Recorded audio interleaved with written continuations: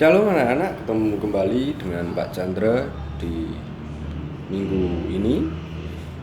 Kita akan belajar tentang pendidikan agama Kristen.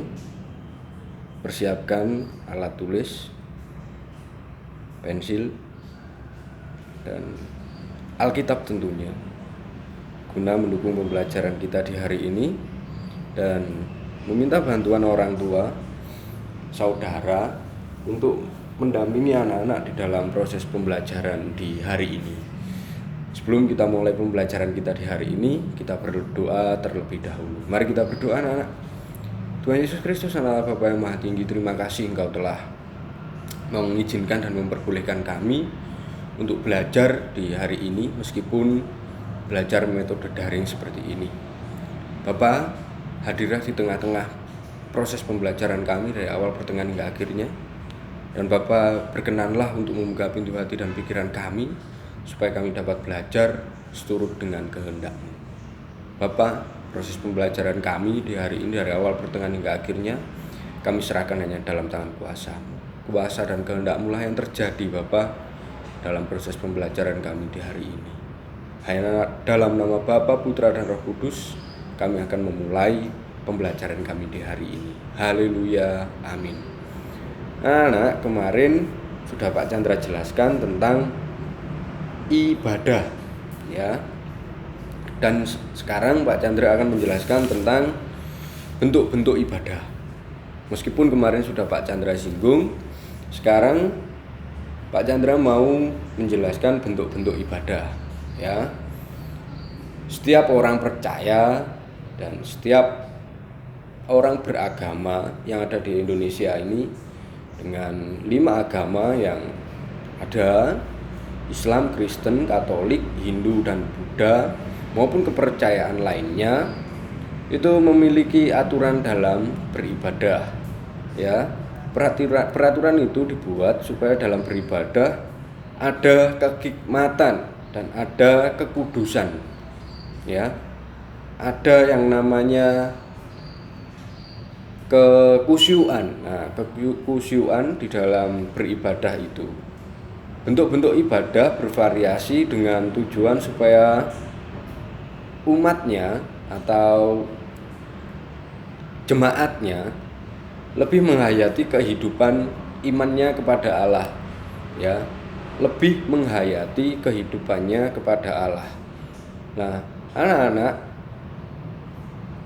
di dalam kebaktian atau ibadah itu ada tata cara atau urutan-urutan ibadah yang disebut dengan liturgi, ya. Di Kristen, di dalam ibadah itu ada yang namanya tata urutan yang disebut dengan liturgi. Dan setiap gereja yang ada di Indonesia ini, yang sering kita jumpai di sekitar kita, mempunyai tata urutan liturgi tadi yang berbeda-beda, tetapi tetap saling melengkapi dan tetap saling mendukung, ya. Dalam kebaktian atau ibadah itu, liturginya mencakup 4 unsur: pujian, firman, persembahan, dan doa. Sekali lagi, di dalam kebaktian atau ibadah liturgi tersebut ada 4 unsur anak-anak: 1 pujian, 2 firman, 3 persembahan, 4 doa. Nah, bentuk-bentuk ibadah itu ada 2, ya. Bentuk-bentuk ibadah itu ada 2: ibadah raya hari Minggu atau yang disebut dengan kebaktian, ya. Ibadah raya atau ibadah minggu yang dilakukan dengan liturgi tadi, atau yang sering kita sebut sebagai kebaktian. Nah, kebaktian ini pun masih dibagi lagi anak-anak. Kalau di gereja yang dewasa, di gereja induk, ikut yang dewasa gereja induk. Kalau yang anak-anak, ada yang namanya ibadah sekolah minggu, ibadah sekolah minggu. Nah, ada juga nanti yang di keluarga-keluarga ada ibadah berhayat, ibadah keluarga. ada lagi yang namanya ibadah ibu-ibu, ibadah bapak-bapak, ada lagi yang perkumpulan doa, ada lagi yang namanya tentang ibadah padang atau retreat atau ibadah yang bersifat tidak formal, ya. Itu yang pertama, ibadah raya yang menggunakan liturgi disebut dengan kebaktian, ya. Di dalam kebaktian ini oleh instansi lembaga gereja dibagi lagi menjadi ibadah sekolah minggu untuk anak-anak, dibagi lagi menjadi ibadah keluarga berayat, ibadah ibu-ibu, bapak-bapak, perkumpulan doa, ada juga ibadah retreat atau ibadah padang, dan ada lagi ibadah yang semacam tentang perkumpulan doa tadi. Ya, itu yang pertama. Yang kedua adalah ibadah melalui sikap dan perbuatan kita yang baik dan benar. Yang kedua adalah anak-anak, bentuk ibadah melalui sikap dan perbuatan yang baik dan benar. Ya. Apa itu? Kita harus menggunakan tubuh kita, sikap kita, perbuatan kita dengan baik yang mencerminkan tentang kebenaran firman Tuhan. Jadi, kalau di sekolah minggu, di ibadah raya, di ibadah apapun diajarkan untuk kebaikan, kita harus melakukan dan menjalankan itu di dalam kehidupan kita sehari-hari. Contohnya yang paling simpel adalah mengasihi. Nah, kalau di sekolah minggu atau di ibadah raya kita diajarkan untuk mengasihi, maka kita harus menerapkan dengan sikap hidup yang baik dan benar untuk mengasihi, ya. Ada 3 hal penting yang terdapat dalam kebaktian anak-anak. Yang pertama adalah pertemuan dengan Allah secara langsung. Pertemuan dengan Allah secara langsung, ada dialog atau komunikasi yang diwakili oleh pemimpin, Pak Pendeta, pengkhotbah atau para majelis penatua diaken yang lainnya. Ya, terus yang kedua, pertemuan secara kelompok tadi di dalam ibadah kebaktian ibu-ibu, bapak-bapak, perkumpulan doa atau ibadah retreat tadi, pada padang tadi, pertemuan berlangsung antara Allah dengan jemaat secara kelompok maupun pribadi. Dan yang ketiga, ada ikatan batin antara anggota jemaat yang berkumpul, ya. Ada ikatan batin antara jemaat yang berkumpul. Itu yang mendasari 3 hal yang mendasari dalam kebaktian, ya. Di dalam liturgi tadi anak-anak ada 4 hal pokok yang perlu kita ketahui, yaitu 1, di dalam liturgi kita merasakan kehadiran Allah itu ada melalui apa? Berdoa tadi. Yang kedua, Allah benar-benar bersabda, kita mendengarkan sabda firman Tuhan melalui pembacaan firman Tuhan.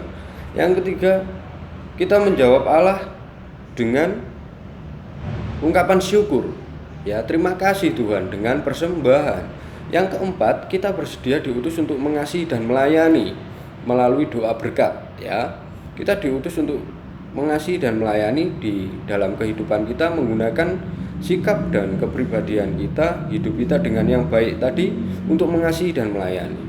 Nah, anak-anak, di dalam Perjanjian Lama Mazmur 96 ayat 1-9, tata cara kebaktian itu pujian, ya, puji-pujian, mengungkapkan rasa keagungan dan syukur kita kepada Tuhan. Firman Tuhan memberitahukan keselamatan kepada semua umat Tuhan. Jadi firman Tuhan bertujuan untuk memberitahukan keselamatan kepada semua umat Tuhan. Terus yang ketiga, bersaksi atau kesaksian, menceritakan perbuatan-perbuatan Tuhan yang besar dan ajaib, ya, bersaksi tentang perbuatan-perbuatan Tuhan yang besar dan ajaib. Yang keempat, berkorban atau persembahan. Apa maksudnya? Memuliakan nama Tuhan dengan berkat-berkat yang telah kita terima melalui persembahan, ya. Mengungkapkan dan memuliakan nama Tuhan melalui persembahan atas berkat-berkat yang telah kita terima melalui persembahan kepada Tuhan. Doa merupakan ucapan syukur, ya. Ucapan syukur bahwa kita berserah, pasrah, ya, berserah pasrah kepada Tuhan. Biarkanlah kehendak Tuhan yang terjadi dalam kehidupan kita. Dan berbuat, yang terakhir, yang keenam adalah berbuat. Sanggup dan mampu melakukan semua perintah Tuhan di dalam hidup kita ini, ya. Jadi pengaplikasiannya, jadi setelah kita beribadah, kebaktian di gereja atau kebaktian apapun, kita harus sanggup melakukan firman Tuhan di dalam kehidupan kita sehari-hari, ya. Kebaktian dapat dilakukan di ruangan maupun di luar ruangan, tadi sudah Pak Chandra jelaskan, ya. Kebaktian ini yang paling penting sebagai penutup, ya. Kebaktian sangat penting anak-anak, oleh karena itu jangan pernah meninggalkannya. Ya, kebaktian itu sangat penting anak-anak.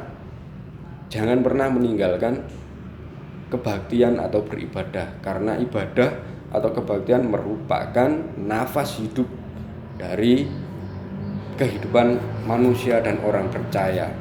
Dari kitab Ibrani pasal yang ke-10 ayat yang ke-25 yang merupakan dasar dari pembelajaran kita di hari ini dan penutupan kita di hari ini, pembelajaran ini.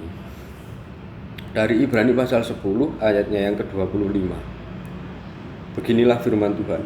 Janganlah kita menjauhkan diri dari pertemuan-pertemuan ibadah kita seperti dibiasakan oleh beberapa orang, tetapi marilah kita saling menasehati dan semakin giat melakukannya menjelang hari Tuhan yang mendekat.